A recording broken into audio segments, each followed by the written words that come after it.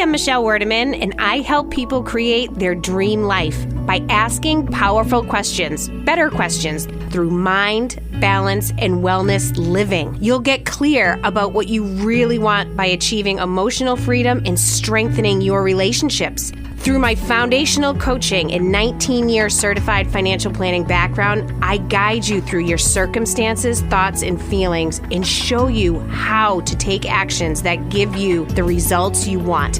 Contact me today at mbwliving.com to schedule your free 30-minute discovery call.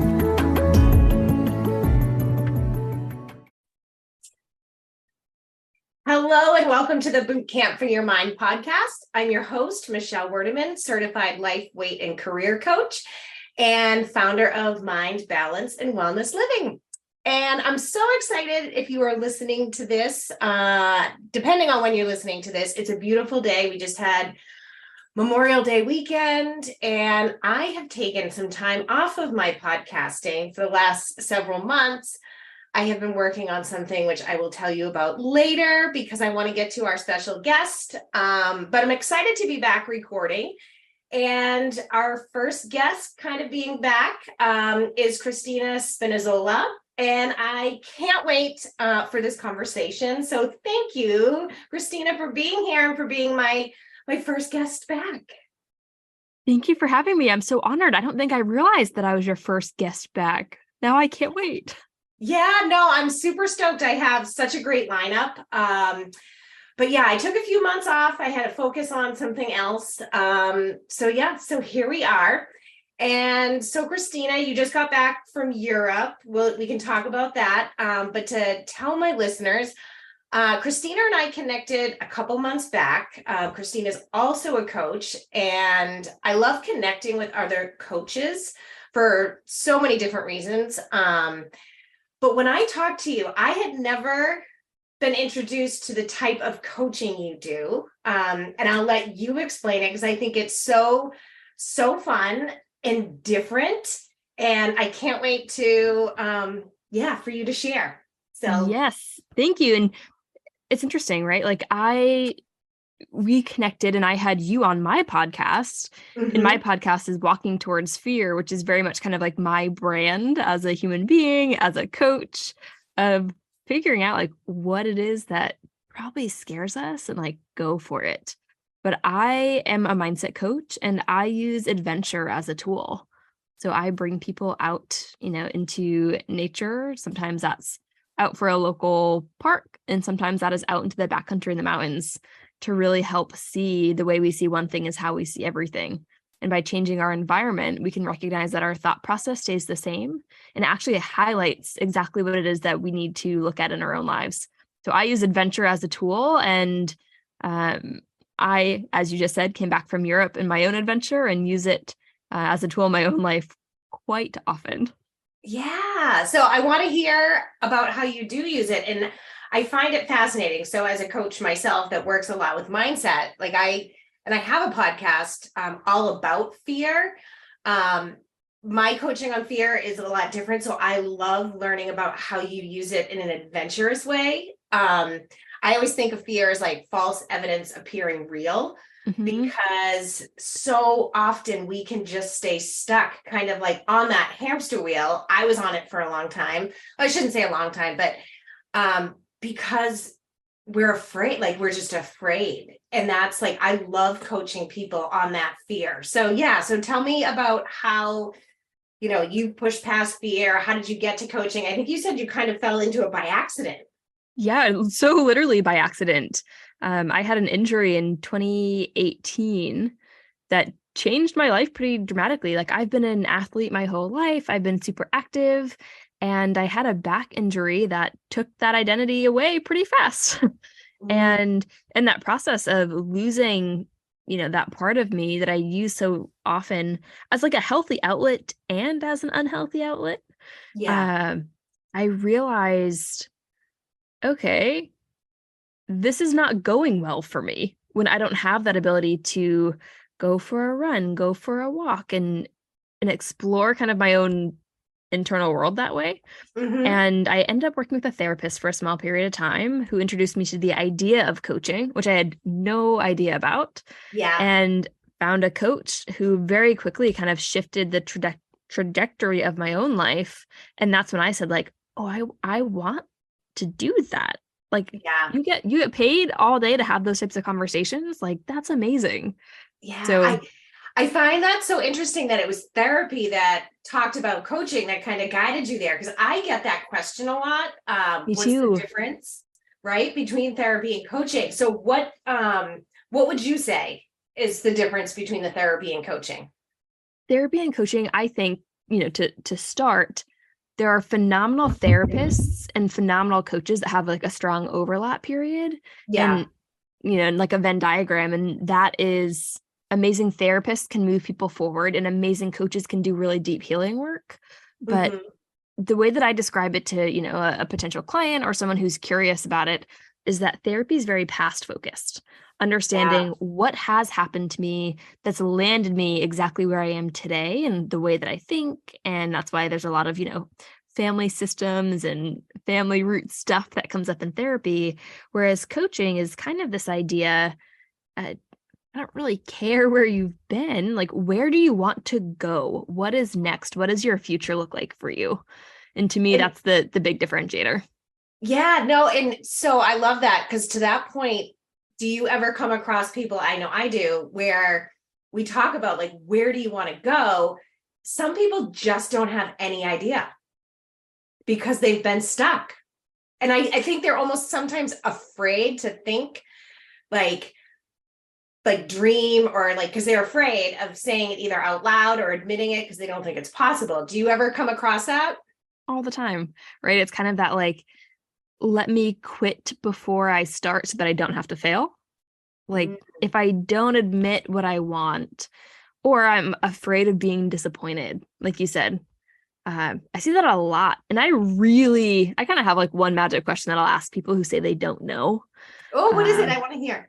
I won't use it, I promise. no, yeah, absolutely, you can use it. Just But kidding. honestly, anytime that any of us say, I don't know, it's like, okay, if I were to put you in a locked room for 24 hours and said, if you come up with like two or three ideas of like what it maybe could be that you want to Mm, do, or like you would enjoy exploring a bit, and you come back, or I come back in 24 hours, and I let you out of this room, I'd give you $1 million if you have a few ideas.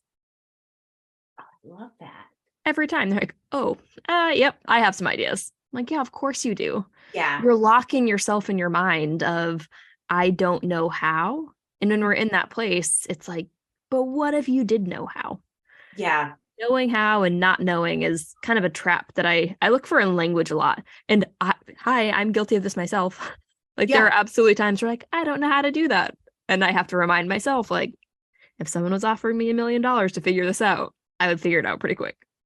Yeah. No, I love that. When I was going through coach training years ago, I remember my instructor was talking about like, if somebody says, I don't know, it's your brain kind of being lazy because it doesn't necessarily want to do the work. Like you said, like it protects you too.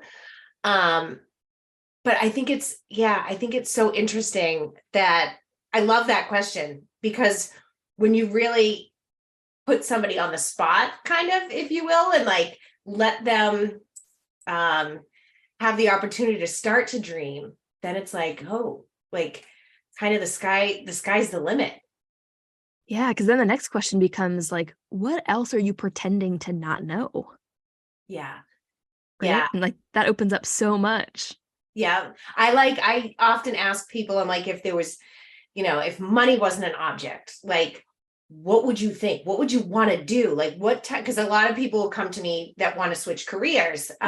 And I want to chat with you about that because we have similar backgrounds in Yes. kind of that world. um, but yeah, when they're trying to switch a career, but they really just don't know necessarily what they want. And I'm like, what could you do every day? Like a hobby that you like or something that you're passionate about where it wouldn't feel like a job. And that really starts to get kind of like the wheels turning. versus like, I don't know what I want to do. I just don't want to do this. Yeah. And that can be challenging too, right? Because I see there are some people that kind of like are emotionally flatlined through their whole life where they're like, I don't have like a real interest or a passion in something. Like, oh, that's also interesting. Like Emotionally flatlined. I like that. Sorry. yeah. Like, Right. I didn't want to forget that. Yeah. Mm-hmm. So I always find it interesting when people say like, I don't really have anything that I love. I'm like, well, maybe that's a good place to start. Like, what have you tried? And then a lot of times, like, there's not a lot of trying. So then it just be like, well, if you don't love anything, get up there and just start seeing what sticks. Like experiment, play, turn it into a game. Like that's fun. Yeah. Playing is fun. Playing is fun. Yes. Just like when we were kids, like you can still play as an adult. And I feel like some people don't think that they can. They're like, Oh my oh gosh. no. And so in terms of like careers, like, so in thinking of like the playing and all that stuff and thinking how as adults we think things are supposed to be a certain way. When I was, I loved my job, I loved my career, but I remember thinking like, because I had two small kids, I had a really long commute. And I just remember thinking like, oh, I'm supposed to be stressed out. Like everybody says, this is the stressful time with the little kids and the career and balancing it all. And when I got coaching and I realized that I didn't have to be stressed out, and a lot of the stress I was actually causing myself with my own mindset. And when I learned that I could kind of control my emotions and my mindset, hand in hand, that's when I was kind of like, oh my God, I was like, this is what I want to do. Like, I want to help other people realize, like, especially like I love working with middle-aged women that are just so stressed out and they think that it's supposed to be that way. And when they realize it doesn't have to be that way and you can actually just create like your life by design, it's so amazing. So you came from, a corporate job. Tell us about that. Yes, so I came from the world of corporate biotech sales. So I was a science nerd, and same thing to you. Like I did not hate my job whatsoever. I didn't hate my boss. I wasn't driven out of that company. I actually walked away from that company to chase a personal dream of mine with the adventure piece, and hiked across the country on the Pacific Crest Trail. And that's what really led me to this decision of going full time in my own coaching business. But with the corporate part of it, you meet so many people who feel like they're kind of stuck in these jobs. Like, I don't have a choice. I have to be here. And I think in the same way we forget that like playing is fun, which sounds so insane to say out loud. Like, hi, playing is fun. It's like you also have, it is. Yeah. We also forget that we have choice everywhere in our lives, including where we're working, even though it feels like it can be like sticky and, well, I have the responsibilities and I have all the reasons and the justifications and the rationalizing of why I'm here. But you also have choice too. So for me, this year was that big moment of, no, I'm choosing like to take on this world of coaching full time because I love it. And there will be things to figure out. And like, I haven't looked back once. That's awesome. And it just reminded me I had forgotten what I was thinking a little while ago when we were talking. I'm like, I knew it would come back to me. It's the how, right? I think a lot of people get stuck on the how am I going to do this piece too. And it's like when you have a passion, and not even a passion, if you just like something, because I think people kind of get hung up, well, like, I'm not passionate about anything. But when we also don't focus on the how and just know what the outcome is that we want to create, it's going to the how's going to just come naturally. Do you think? Absolutely. I think it's always the wrong question. Like the order of the letters is wrong. It's not HOW, it's WHO. Like, who do you have to be in order to really make that happen?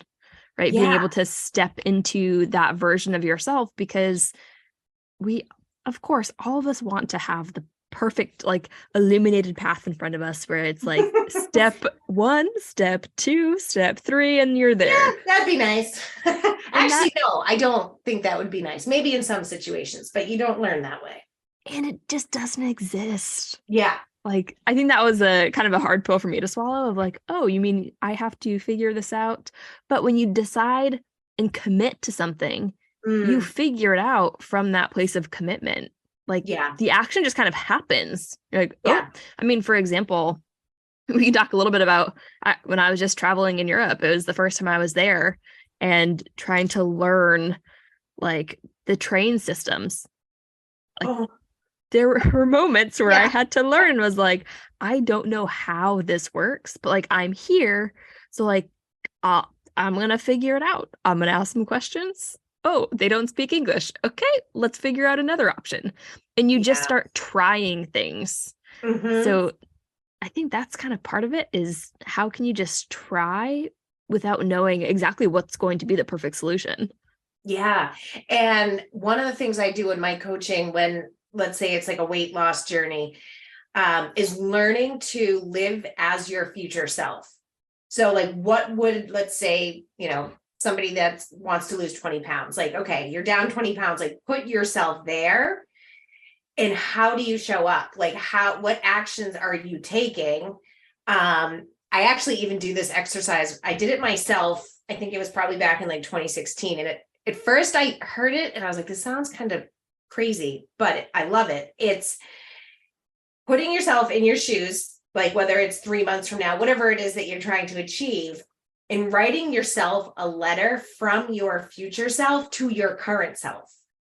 Like, and just letting everything kind of like spill out, like, how'd the journey go? And what are we feeling now? And I get goosebumps because I think about when I did it, and how powerful it is to really put yourself in those shoes. Because one of the things, I've learned is our brains don't know the difference from what's actually happening versus like something we're thinking about. And that could be like a positive or a negative. And that's where like worry comes in and, anxiety and all that other stuff.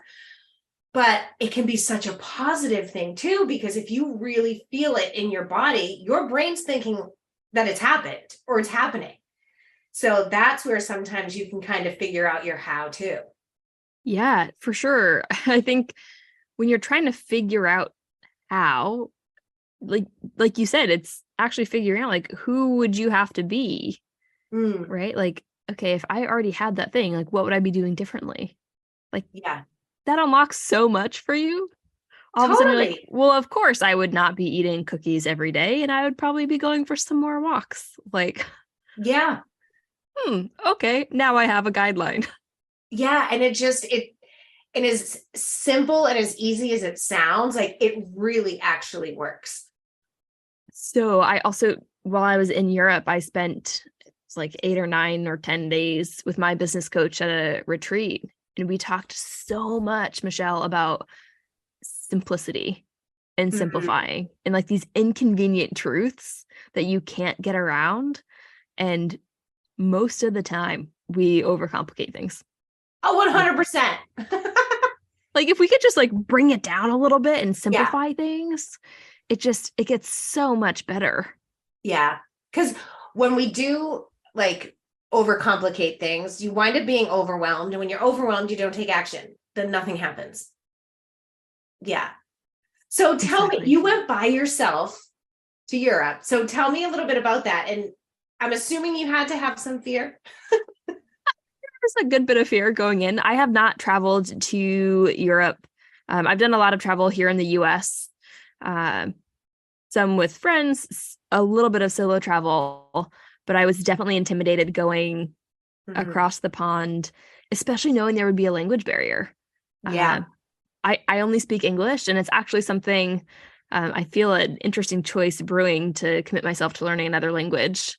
Hmm. Um, because it was such a powerful experience. But I had a blast. And even trying to communicate with people who didn't speak English, it felt like a game. Like I'm like miming to them and they're looking at me like I have no idea what you're saying. I was like, okay, Yeah. let's try something else. And of course you could pull out Google Translate and that sort of I thing. used that when I was over in Italy. Yeah. And I did that a Yeah. few times too, but finding ways just to, you know, communicate kind of again through fun and gamifying it Yeah. helped me to stay in like a relaxed state instead of a stressful state. Mhm. The only time that worked a little bit less in my favor was one of the trains I was on when I was going from Switzerland down to Italy. Like the train stopped and broke down, Oh, and I was like, oh shoot, like I don't know where I'm going.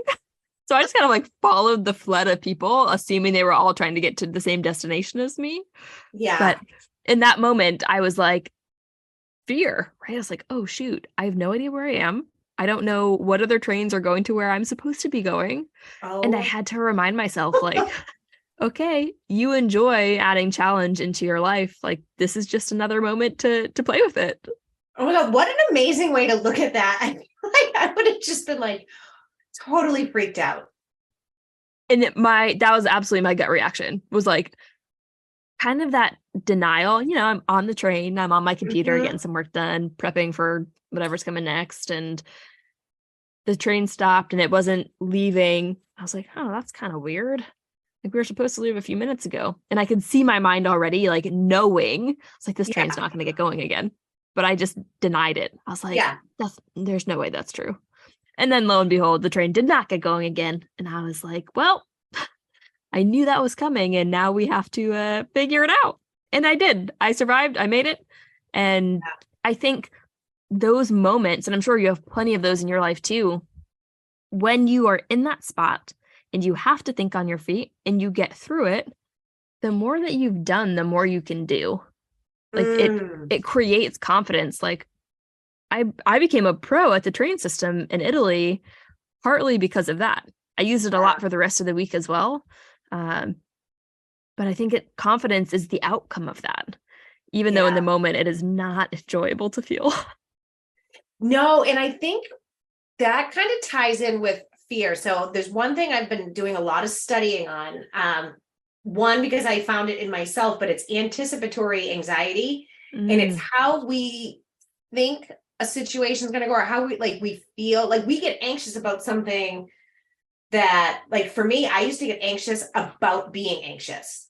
yeah. Like, and even this was true when I planned this trip to Italy. I was going with a group of women at the time when I planned it that I didn't know. Like, I knew the woman who was running the retreat. And I remember just being like, I found myself kind of in a thought loop once. And I was like, oh my God, like, how am I going to do this? I'm going to probably be anxious. And it was that anticipatory, like, I was being anxious about, it was like a year ago. But we, like you said, when we're in a situation and you have to respond, a lot of times it goes a lot better than we actually would have anticipated. Yeah. And even if it doesn't, like, you still have to deal with it. Yeah. Yeah, you do. You have to figure it out for sure. And I think the more you figure out, again, the more confidence you have in yourself to figure out other things. And I think Yeah. that's why I enjoy adventure as a tool, because Mhm. inherently part of going out into nature is it's unpredictable. Like the weather changes, the trail Yeah. that once looked like this that you've done so many times, there was a landslide and now it looks different and you have to navigate that. Like, all those types of things. There are just these unknowns and uncertainties that feel more kind of in your face when you're Yeah. outside than in your typical kind of day to day. Hmm. Totally. One thing I thought was super interesting, I was checking out your website, and you had mentioned that you have been super sensitive since the time you were younger. Yes. And I myself, like, I always joke like about being sensitive, um, because sometimes I feel like it's a good and bad thing. I think it's more of a good thing, but you say you bring that into your coaching. So can you tell us a little bit about the sensitivity piece? Oh my gosh, the sensitivity piece. It's interesting you picked up on that. To Because I myself. am super sensitive. That's why. And I Yeah. remember when I was going through coaching practice, one of the things that this instructor was saying, she used to call it like getting into the pool with a client, like, as much of like an empath and a sensitive person, you want to kind of be there with them, but at the same time coach them, because like, if getting into the pool just kind of was like, oh, like being in that story with them. But yeah, I'd love to hear like kind of your your path with sensitivity and how you bring it into your coaching. Yeah. So the earliest memory kind of that I have of it, my own conscious memory was when I was in the first grade. So I was probably 5 or 6 years old. Um, my grandfather passed away, Mm-hmm. and my dad had taken myself, my two brothers, and my cousin, who was with us because her mom was with, her family as well.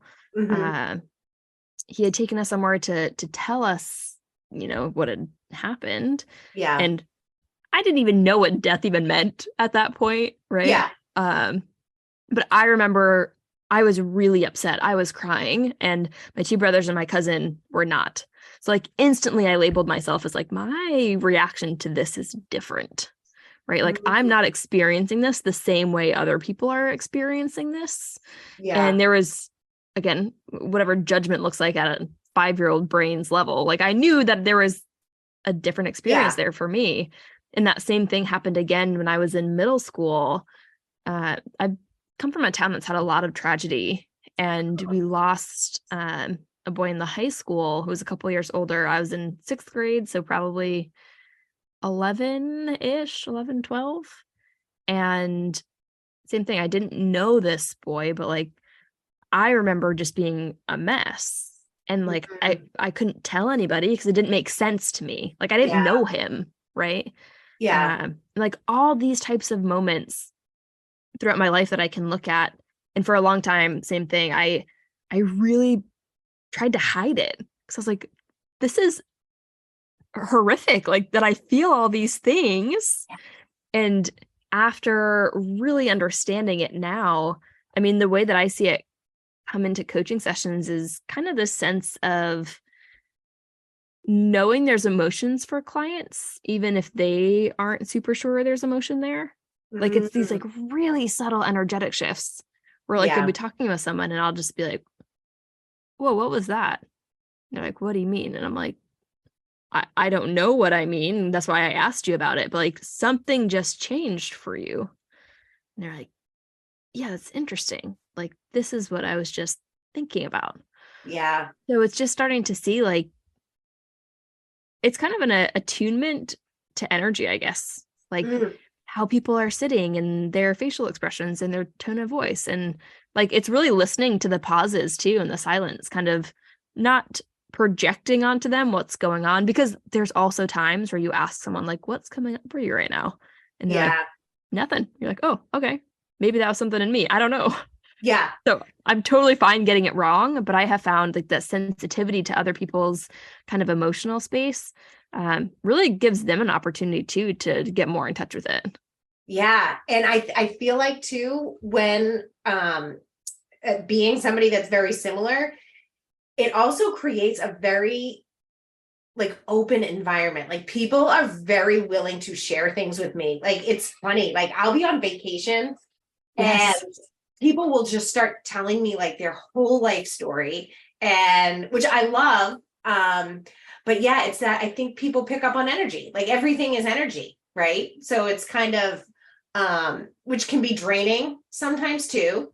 Like if you are somebody that, is very in touch with like different energies. But it's I think back to one of my situations when I realized how sensitive I was. We were at Mm. Disney World and I was in the 2nd grade. And I remember being at like, we were at the Polynesian, we were at this luau, and there was this old woman kind of just sitting by herself.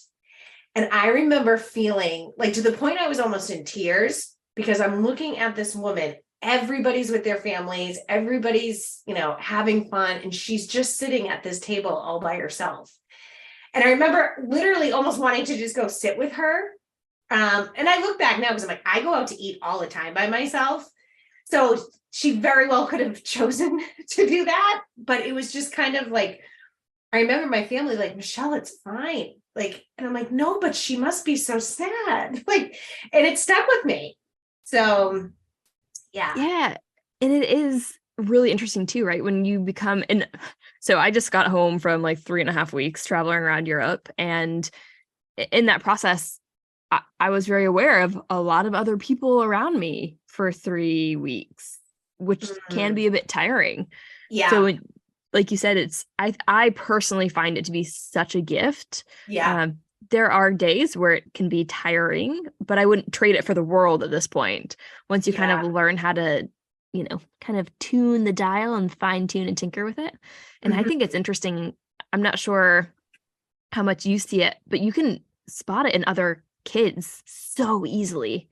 And you can like Yeah. watch them almost when they haven't figured out how to like kind of like sharpen the skill, Mm. right? Where like you can see them also wrestling with it. And I Yeah. think everybody, like we're having this conversation who's been on the other side of it. It's like, oh yeah, I for a long time tried to shove that down and not let it be seen and Yeah. ignore it. And that I think causes far more problems than anything. Totally. And I agree with you. Like, I do see it as such a gift. Like, my husband always says, he's like, you bring so much energy to people. He's like, everybody just wants to kind of like flock towards you. I'm like, I love it. Yeah.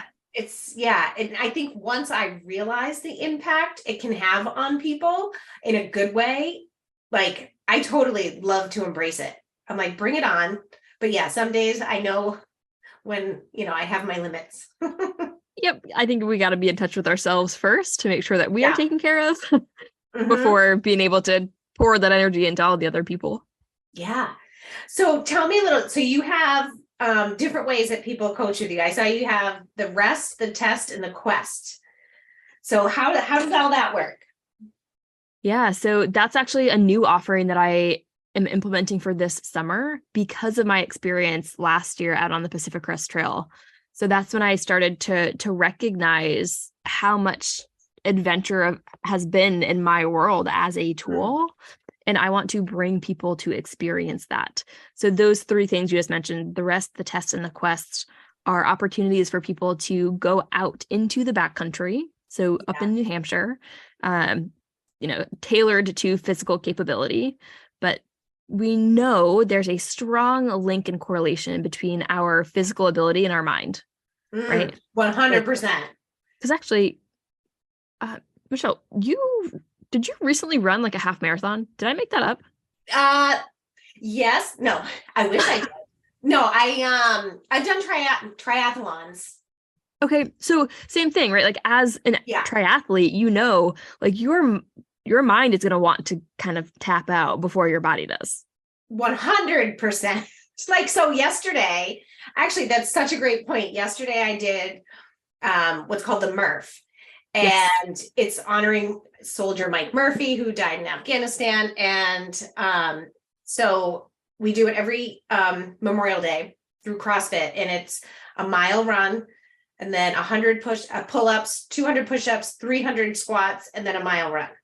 So I remember saying to my husband, I'm like, because I've traveled so much this spring, like I haven't gotten the workouts in that I normally did. And I'm like, you know what? I'm like, my mind totally went to, we don't have to do it, or you can cut it in half. And even as I was like doing it, I'm like, holy shit. It's like, it's totally a mind game. Like, 100%. because And your body can do a lot more than a lot of people think it can. and here's the thing, right? Like I think most people are familiar with the language of excuses and like you can smell those from a mile away. But Mm-hmm. the ones in my world that I work with clients on that are really like insidious and kind of sneaky are reasons, right? Yeah. There's nothing different between a reason and an excuse. One just feels better for us, Yeah. right? So that's this idea of when we are letting our feelings drive, right? Reasons take over. And you probably had a lot of good reasons that you could have stopped doing Murph yesterday. Yeah. Mm-hmm. And there's a difference between letting those reasons drive, right, which are feeling based, or what you chose to do by completing it is letting commitment drive. Like I've Yeah. committed to doing this thing and I can have every reason in the world to stop. But if I'm committed to it, there's one outcome, and that Yeah. is completing the thing. So you can take that concept and apply it to creating a business. You can take that to, taking care of your health and dropping 20 pounds, like you were saying, Yeah. or, anything else, right? When you are committed to it, you have the result, you have the outcome.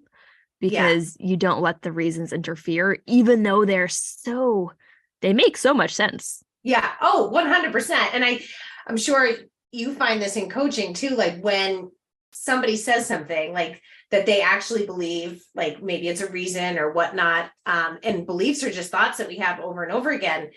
When you question it back to somebody and, well, is that really true? Like people are like, oh, and you kind of call them out on on it. Then it's like helping people be aware of, oh, that's just like the lower part of my brain, because our brain's designed to keep us safe and comfy and all of that, which is great. But then there's that like other part of our brain that it's like, no, like that where the commitment comes in, and being able to recognize the reasons or excuses, questioning them, and still moving forward is huge. It's so huge. And that's again why I love using adventure as a tool. Like, okay, if we're going to work together for the next 3 days and go hike, 20 miles as an example, Yeah. right? Like we're committed to getting out into the wilderness. And once you're there, the only way to get back out is on your feet. Yeah. Right. So that's so neat. Like, yeah. What did you like? So are you coaching while you're like, is the whole thing kind of just. Exactly. It's an experience where, a lot of people I see go on these vacations and then they come back and they need a vacation from their vacation. Yes, I've been there. And I've also been there, right? Like, yeah. And there's just a difference between having a transformational experience where you leave one version of yourself and you come back an entirely new person. Yeah. That's the experience that nature, wilderness, and adventure kind of provides.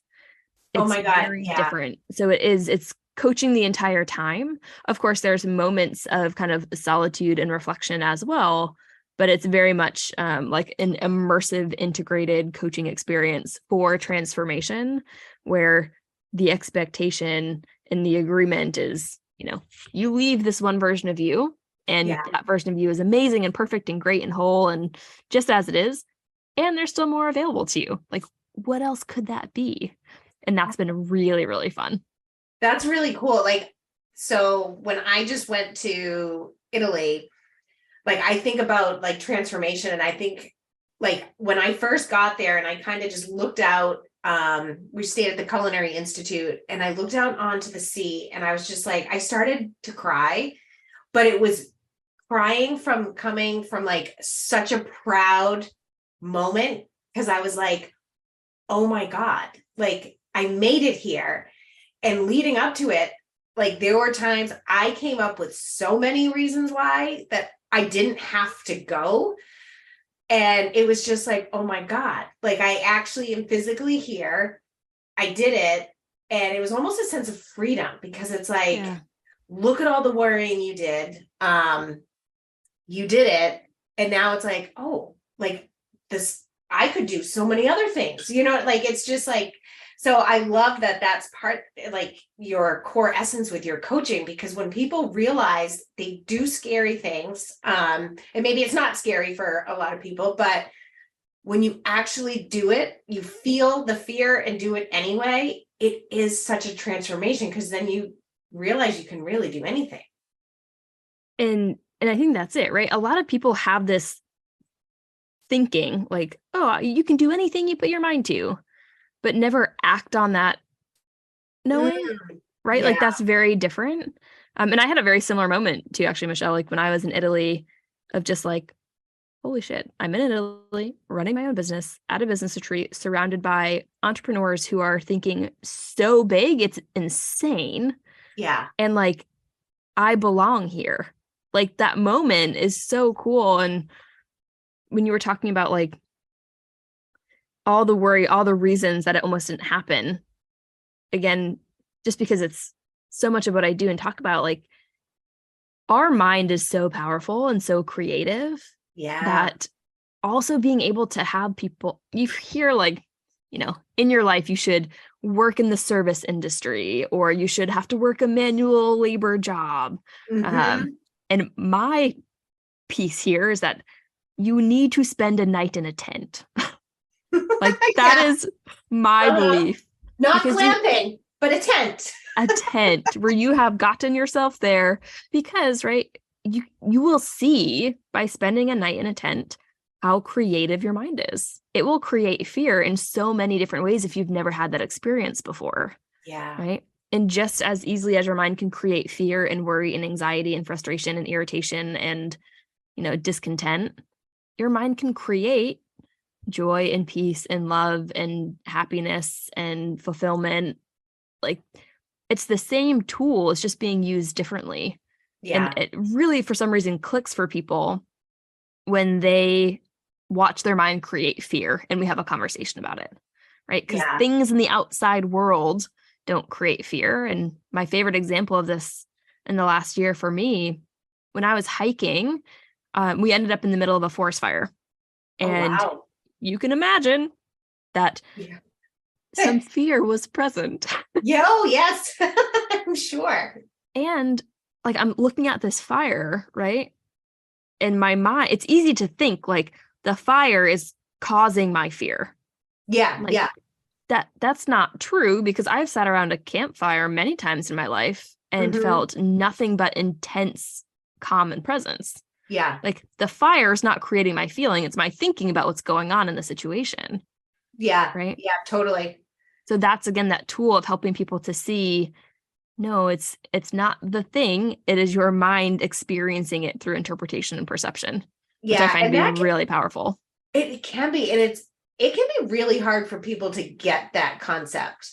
Like I'll have somebody say something like, oh, this person, they caused me to be upset, or they caused me to whatever. And it's like, well, they technically didn't. Like it was what you're thinking about that caused that like anger or sadness or whatever it is, because our emotions are all driven by what it is that we're thinking. And that's why two people can be at the same party and have completely different like experiences, but having like actually been doing the same thing. And it's because of the way they're each thinking. Yeah. I mean, look at even like childhoods, right? You have 3 kids in a family that all grew up with the same parents in the same environment, and they perceive their own childhoods differently. Oh, I do know that.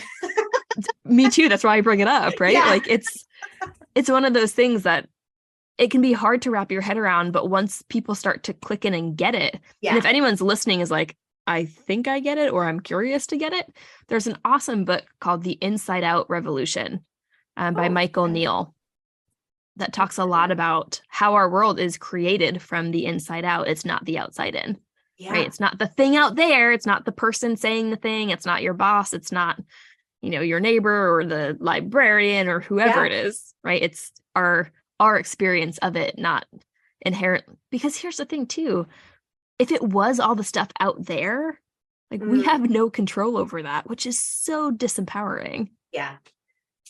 We can control how we respond to it. It's the only thing we can control. Oh my God, that's so good. So if somebody wanted to work with you, how do they find you? I have my website, which is ChristinaSpinizzola.com. And I will put that in the show notes. And I'm also both on Facebook and Instagram. That's where kind of I do the majority of my stuff. In your podcast. And my podcast, Walking Towards Fear. WTF. Yes, WTF. Walking Towards Fear. I've been listening to a lot of your episodes, and just if you can tell me or tell our listeners a little bit about kind of the people that you interview and, there's so much goodness about it. Yeah, absolutely. Thank you for the opportunity to do that. The podcast really started when I walked away from my super successful, very, quote, stable corporate sales job to go hike across America, 2,600 miles on my feet, just going out to have fun. And I was terrified, even though it was something I wanted so much. So it started kind of in that vein where the first season was my experience actually hiking the trail. The second season was talking with hikers coming back from the trail about how it kind of changed them and how they used adventure as that tool. Mm-hmm. And then most recently, I've been talking with lots of different entrepreneurs, just amazing human beings that have amazing stories. And I'm a Yeah. huge advocate that even the people who are listening right now to this conversation, any single one of them could reach out to either of us and they would be an amazing guest on a podcast. Like Yeah. everyone has such a magical story, but so often like we don't see it that way. We're like, oh, it's just Totally. me. And I'm like, Yeah. no, you're amazing. I mean, you have a sign behind you right now. A good coach sees in you what you can't see in yourself. Yeah. Right. And I think when you can start seeing like a good person sees in other people what they can't see in themselves, right? Like just to bring that magic out. That's the Mm-hmm. conversations I have with people on my podcast is who are you? How have you gotten here? Because I myself had always thought like I could never, you know, walk across the country. I could never quit my Yeah. job. I could never be a full-time entrepreneur. I could never solo travel through, the UK, Switzerland, and Italy. Like I've Yeah. had all those stories too, and I've made it. So it's a space to explore how moving in the direction of the thing that scares us is just um, such a unique, beautiful, and terrifying path all at the same time. Yeah. And that I feel like that's like what life's about, right? It's not supposed to be boring and straightforward. Like there's like curves all over the place. And yeah, just being able to listen to different people's stories. And I love that you said like everybody's amazing. And so many people don't see that about themselves. And it was funny, I actually posted on my social media pages, I think it was last week, literally just like those words, like just in case nobody's told you, like you're amazing. And like I don't regardless of how many people saw it, just if like one person actually stops and thinks like, you know what, I am kind of amazing. Yeah. Yeah. And I found that in my experience that when I started to see how great that I was, I could Mm-hmm. see it more in other people. Yeah. And that for me, like changed even everything in my coaching because I'm talking with someone and I'm like, oh my God, like, do you not see all the magic that you are? Like it's so right there. And when you let people in and kind of start creating them to be amazing, they Mm, step into that more fully and then they have that ripple effect in their own lives and like the world just gets better. yeah. That's what I love about coaching. Like I remember when it turned my life, I won't say around, but just made it that much better. And when I was leaving, super successful, stable job, people were like, wait a minute, like you're leaving financial planning to do what? Be a life coach? I'm like, yep. Like, Yep, because bye. everybody needs a coach, some sort of coach in their life. Regardless, whether it's like your business coach or like there's so many just like I think about when somebody asked me like really what's coaching, and I was like, you know what? I like to think about it as like you're on the sidelines with and let's say like your client is kind of like the team, if you will, and you know the outcome you want, like you want to win, like you want to win at the game of life. And it's like being alongside of the journey with somebody to like help them like figure this stuff out, like and all of that goodness to kind of create that life by design and win. It feels so good to be able to do that. Oh my, there's no better feeling. And with Yeah. that too, I have an amazing audio that I send to a lot of my clients when we get started together, Mm-hmm. uh, called The Game of Life versus Living. So I'll just toss out, if anybody's interested in that audio to connect with me, I'm happy to send it over. There's so much gold in it because we forget that the game of life is a game and to make it fun and Yeah. to find ways to understand when we place rules on ourselves that either exist just in our minds or in society, like we take some of the fun away and you have the Yeah. power to create new rules. And Mm-hmm. I, again, in the last couple of weeks, have really played with this idea that limitation forces creativity. Mm. When we make rules in our life or our business, you have to get creative, and that can be really fun. I mean, look at Yeah. kids. Again, we've used them as an example so much today, but a Yeah. kid all of a sudden says, like, the floor is lava. You can't touch it. there's a limitation, there's a rule, and now it's fun. Now there's a game. Yeah. So whatever goals that we have, finding ways to bring that in is absolutely recommended. Oh my God. I love it. This has been amazing. I could talk to you forever. So that means we're going to have to do this again. We'll have to have a part 2. Absolutely. And I know that you had said, because this is your first episode back and that you were teasing there's some things you've been working on. Did you want to like wrap up with what you've been working on, or is that a cliffhanger? I would love to, because I think we're going to have probably some in-person things together once this is up and running. So I have been working on opening up a tranquility center.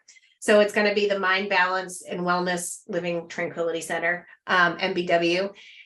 And this was a dream that I had literally December in 2016, when I found myself once. I was out to eat by myself and I had a journal, and I was just sitting there thinking about like all the different stressors that were going on in my life. And this is when I was in the middle of getting coaching. Actually, no, I'm sorry. I was still getting coaching. I still get coaching now. So yes, I was in the middle of it, but I had just started getting coach training.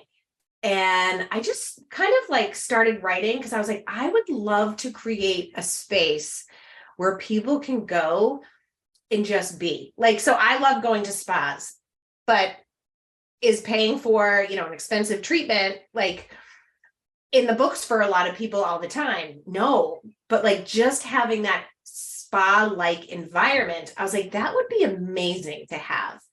So this is now actually it's coming to fruition.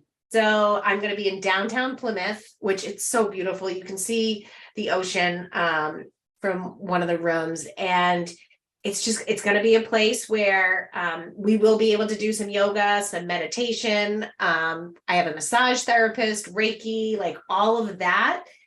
But you don't necessarily have to do any of that. Like you can come and sit in one of the massage chairs that are heated, like with your feet in like a tub, take a nap, read a book, like just a place to kind of go and be. So that's where my focus has been these last few months. And I'm like, I can't even wait. Like it's kind of surreal. So thank you for asking. Yeah. Well, you said it at the beginning, and I love watching you talk about it, because you just light up and get all bubbly, and then I get all excited about it. So I can't wait to come check it out when it does launch. So it's coming this summer. I think what I'm going to probably do is have a big launch after Labor Day, because downtown Plymouth, it's a crazy area this time of year, which is, I love. But at the same time too, so talking about rules and setting, all that stuff around our business, what I've thoroughly enjoyed is not being like, okay, Michelle, we are opening at this specific day, this time. I'm like, because the basis of a tranquility center is to relax and have fun and just breathe. And I'm like, this is how this whole process has been going. I'm like, I am putting in so much fun energy, relaxing energy. There's like, nobody has to tell me when it has to be open. And yeah, so. Yeah, you're walking the walk on that one. Yeah. So which is amazing to see. You. So everybody stay tuned. All right. Well, thank you so much. And I can't wait to connect again. And yeah. Thank you for having me. This was such a fun conversation. I appreciate it. And thanks to everybody for listening. Yes.